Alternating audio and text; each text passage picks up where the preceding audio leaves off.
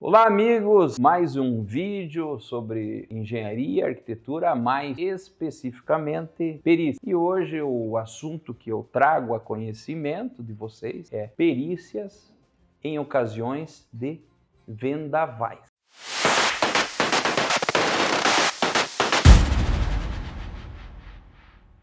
Eu tenho trabalhado já há quase 20 anos com perícias e nós temos tido uma ocorrência muito acentuada aqui no sul do Brasil, em todo o Brasil, mas no sul eu tenho percebido que tem sido um pouco mais intensa e eu atendo empresas hoje em todo o território nacional. E quando nós temos aí uma situação de vendaval que gera noticiário, geralmente ela vem acompanhada de tragédias, de destelhamento, de derrubamento, arrancamento de árvores, mas como nós tratamos muito mais aqui de edificações, nos interessam então esses objetos. O principal fator quando se trata de vendavais é saber a velocidade do vento. Se você tiver a velocidade do vento,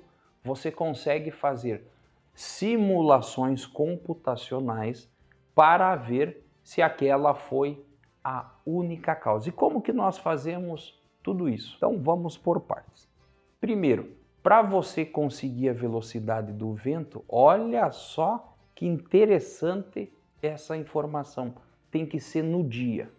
No dia, você consegue informação em sites públicos. Acontece que se você for, por acaso, procurado uma semana depois, é um terror para conseguir essa informação.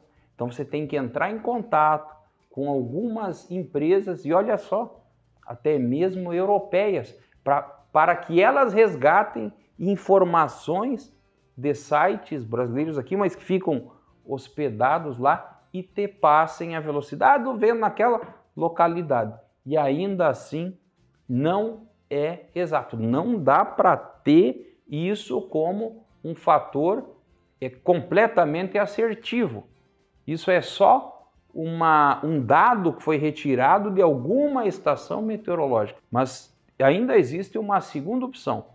Nós temos aí hoje as cooperativas, algumas empresas que têm estações meteorológicas, aeroportos. Então, alguma dessas empresas pode vir a fornecer esses dados. Mas, por óbvio, que existe aí um custo, existe uma complexidade, uma burocracia. Então, esse é o primeiro elemento que o perito tem que ter, a velocidade do vento. Inclusive, existe uma velocidade em especial que ela é muito importante para nós. Ela é um limitador, 54 km por hora. Você, quando for analisar a pólice de um seguro, você vai constatar a cobertura para vendaval. E o contratante do seguro, ele fica tranquilo. A minha edificação, ela está assegurada. Acontece que vendaval é uma coisa e vento forte é outra. E existem resoluções nos órgãos de seguro, a SUSEP, que é considerado vendaval acima de 54 km por hora. Então, se de repente tiver um sinistro e não for comprovado que ele foi provocado por um vendaval, ou seja, um vento com velocidade acima de 54 km por hora, esse seguro é negado. Então esse é um primeiro fator que o perito tem que ter.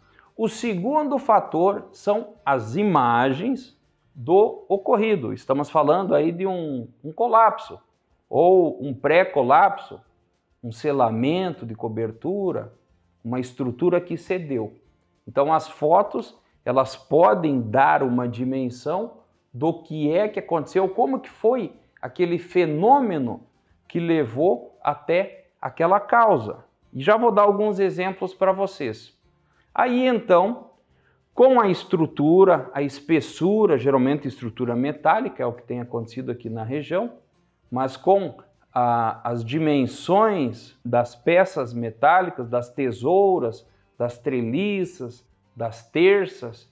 Então, o perito alimenta um programa de computador e simula aquela velocidade de vento.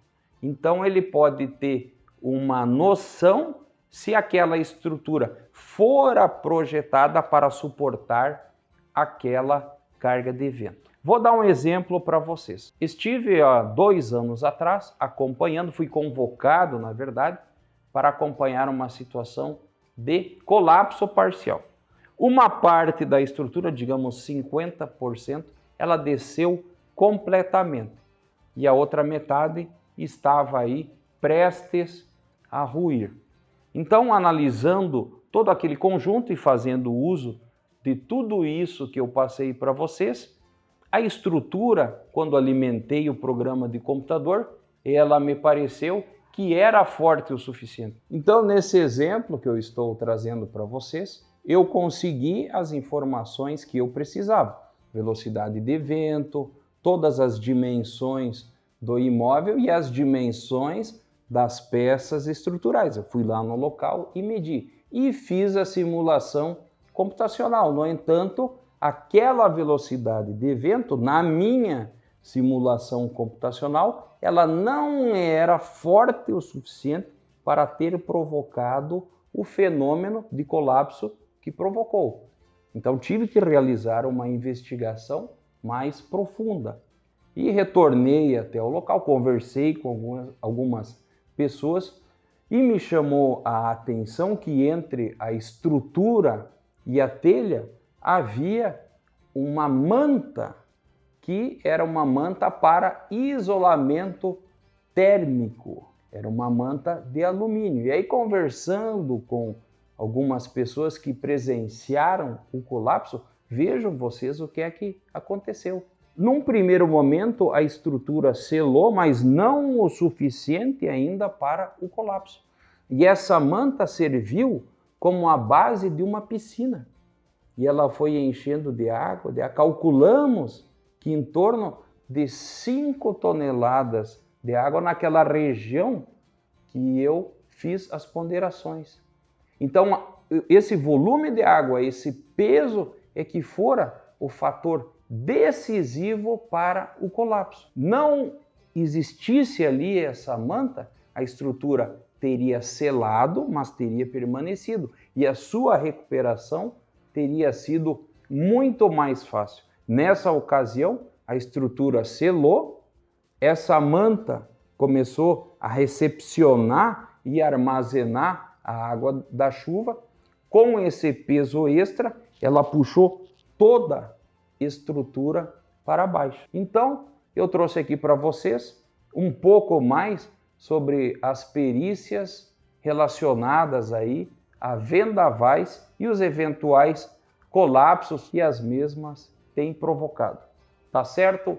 Muito obrigado por ter prestigiado aqui o nosso canal, o nosso vídeo. Se você gostou, curta, compartilhe, inscreva-se no canal e acione o sininho de notificações.